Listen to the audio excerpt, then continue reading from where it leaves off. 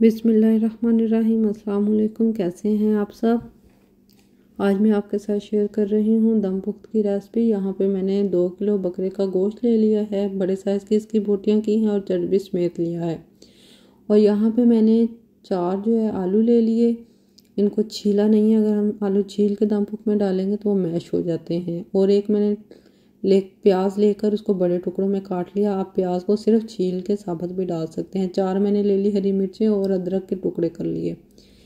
और यहाँ पे मैंने 8 से 9 लहसुन के जवे और मेरे पास जो गरम मसाले थे, बड़ी इलायची, दालचीनी, छोटी रेड चिली वगैरह वो सब कुछ ले लिया। यहाँ पे मैंने ले लीजिए मट्टी की देगची।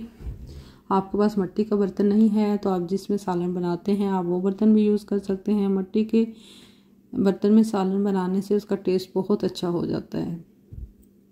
और यहाँ पे मैंने सबसे पहले लेयर बनाई अदरक के टुकड़ों की। अगर आपका गोश्त बगैर चर्बी के है तो आप यहाँ पे सबसे पहले चर्बी की लेयर बनाएंगे और उसके बाद हड्डी वाली बोटियाँ रखेंगे ताकि वो हीट बर्दाश्त कर सकें और जले ना, और दूसरी चीज़ों को भी जलने से बचाएं जैसे आलू वगैरह को।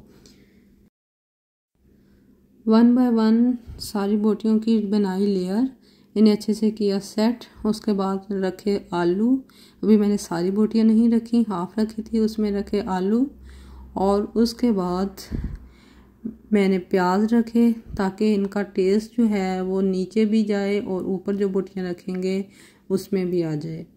और उसके बाद मैंने डाले लहसुन के जवे। आप साबुत लहसुन भी डाल सकते हैं, बिल्कुल वो डाले। और उसके बाद जितने मेरे पास गरम मसाले थे जो मैंने लिए थे वो सारे डाले।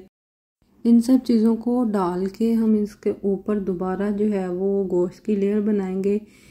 दरमियान में डालने का मकसद ये होता है कि जो भी मसाला या चीज़ रखी है उसका टेस्ट नीचे वाले गोश्त में भी जाए और ऊपर वाले में भी आए, तो इसलिए इन सब मसालों को आप दरमियान में डालेंगे।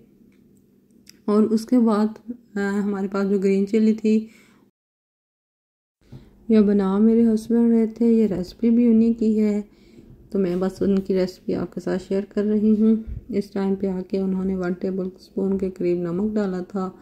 दम पुख्त में सिर्फ नमक ही जाएगा, उसके अलावा कुछ नहीं जाएगा। उसके बाद जो बाकी गोश्त बचा था उसकी बनाई लेयर, अच्छे से सब चीज़ों को कवर किया गोश्त के साथ।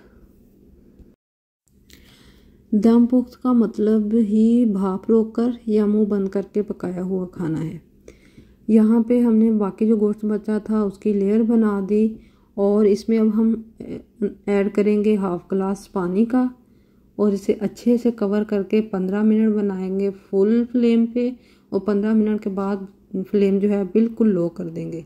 आप जैसे हम आटा गूंदते हैं उस तरह आटा गूंदा हुआ लिया है और उसे अच्छे से कवर करके लगा देना है। ढक्कन को बंद कर देना है कि ताकि स्टीम बाहर ना निकले। अगर आप कोयले पे बना रहे हैं तो आपकी स्टीम बिल्कुल बाहर नहीं निकलनी चाहिए। अगर आप हल्की आंच पे बना रहे हैं यानी डायरेक्ट चूल्हे पे बना रहे हैं तो आपकी हल्की सी स्टीम बाहर निकल जाती है, निकलनी भी चाहिए, अदरवाइज़ ये बम बन के ठा कर जाएगा। तो हमने ठा नहीं करवानी, हमने वाह वाह करवानी है अच्छा बना के। तो इसलिए इसको अच्छे से करेंगे कवर और फिर इसके नीचे आग जला देंगे full flame, 15 minute full flame और उसके बाद 2 घंटे मीडियम लो फ्लेम पे, मीडियम नहीं लो। लेकिन जी 2 घंटे गुजर चुके हैं और अब हम करते हैं इसे ओपन करने के बाद बहुत अच्छा और जूसी दम पुख्त जो है वो तैयार हो चुका था। दम पुख्त बहुत अच्छा बना था, बहुत सॉफ्ट और जूसी बना हुआ था। स्पेशली इसकी यखनी इतनी मज़े की थी, इतनी मज़े की थी। अगर आपके घर गेस्ट आ रहे हों, घर की सफाई करने वाली हो, बहुत सारे काम पड़े हों तो दम पुख्त को 2 घंटे लो फ्लेम पे रख के आराम से बाकी काम करें और फिर बाद में चावल बॉयल करें, उसके साथ खा लें। वीडियो अच्छी लगी हो तो प्लीज़ लाइक शेयर कीजिएगा।